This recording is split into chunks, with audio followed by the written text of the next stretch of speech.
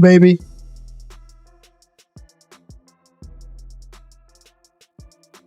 Right now, we sitting here at the Upper Boxing Center where we always meet at. This our meeting ground since we was amateurs and whatnot, right? He's coming. We waiting for our champ to get here so we can just go to Mondama Mall and see what's going to unfold. Y'all getting the last little bit of Gervonta that y'all gonna see. I'm gonna make sure I do what I'm supposed to so I can be the best I can. 2 sparring partners and rounds is unknown. All right, y'all. Let's go. No. Bam! When they watch us in here working, they saying we going bang, bang, bang, bang, bang. There you go. Good. There you go. When he get in that ring, he's on a mission. Because he understand that he got to put his pants on, training wheels going. You got what you asked for. Let's get it now.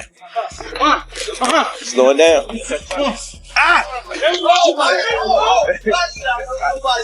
Good word. He ain't playing with nobody. He's stepping there. Gervonta "Tank" Davis is back not for a comeback story, not for clout, but to remind the division what they forgot about him. He's returned to the same Baltimore gym where it all started, working with Coach Calvin Ford, sharpening every weapon in his arsenal. But here's what nobody's talking about. The version of Tank that walked back into that gym is not the same man who walked out. Man, I call it three things. I look at Tank trying to find himself as the businessman, the fighter, and the family man. Nobody can give him a manual. You know, he ain't come around that stable American way of life. We can learn from it. You can see glimpses and pieces of different people's life. He tries to get into it, but he don't really understand it. So right now, he's just trying to find himself. I look at him and look at myself. But I had my journey too, you know, and I see his journey. His journey is different. After stepping away from the sport, something inside Tank refused to stay quiet. And the moment he laced his gloves up again, that flicker became a full flame. He's not chasing a belt, he's chasing himself.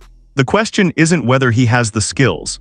The question is, can he silence everything outside the ropes long enough to unleash what's inside? Since I've known him, we worry about him. And the most powerful answer to that question might come from the man who's known him the longest, Coach Barry Hunter. There's a moment from years ago, one specific moment, that Hunter keeps coming back to because it revealed everything about who Gervonta Davis truly is. This is a fighter who was never wired for comfort. And that hunger, it doesn't age, it doesn't retire. Now here's something Shakur said that most people glossed over. He admitted that back in the day, the vibe between him, Tank, and the other young killers coming up, it was actually cool at times. But everyone in that circle knew it wouldn't stay that way. Because when you're all hunting the same throne, friendship has a shelf life. Speaking on him, but if same thing that Fighting perspective. Same thing that I said with T.O. If anybody got issues with me or feel some type of way about me, you could come see me on fight night and resolve every issue that you got. Yeah. I stand by that with anybody. But keeping it boxing.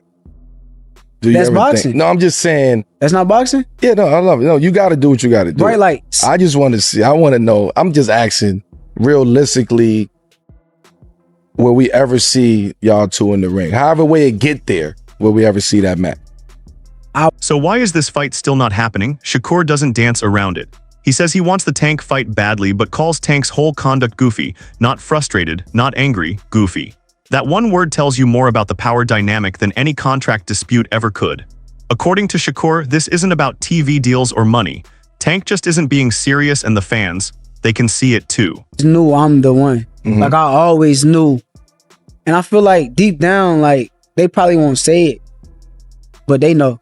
You know, it was cool at certain times, but deep down, everybody know as a competitor, it's only so cool it can get. Cause we gonna have to face each other. So, copy.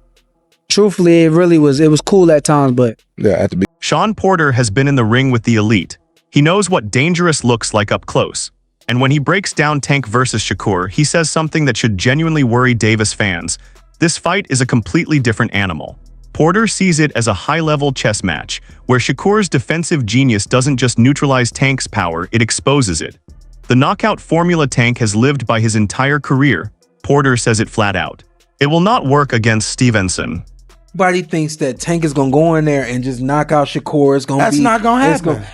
But it didn't take. It shouldn't have taken this fight. For I people, knew he couldn't for knock people to realize. Yeah, right. I knew. No, I knew that too, but yeah. Shakur is a defensive specialist. And I've been It's saying like, this for a long time. If you pay attention to how Tank would react whenever Shakur's name came up, I was like, yo, it's something that Tank knows that most people don't know or understand. There's something that he sees in Shakur. It could be the fact that Shakur was a 2016 silver medalist. You know, he might got a lot to do with it. He's that, the silver child of.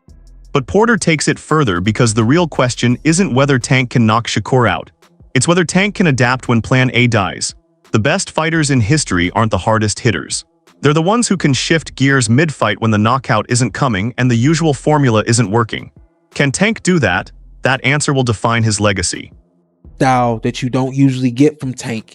You're gonna see IQ. We saw IQ, but to me, it was low IQ because the reason why it was low IQ is because everybody followed the script. And what I mean by that is you see somebody's IQ take place when a fighter makes an adjustment and now you have to adjust to what that fighter is doing. And that's kind of where you see who's smart and you know what I mean? who get a hold of it.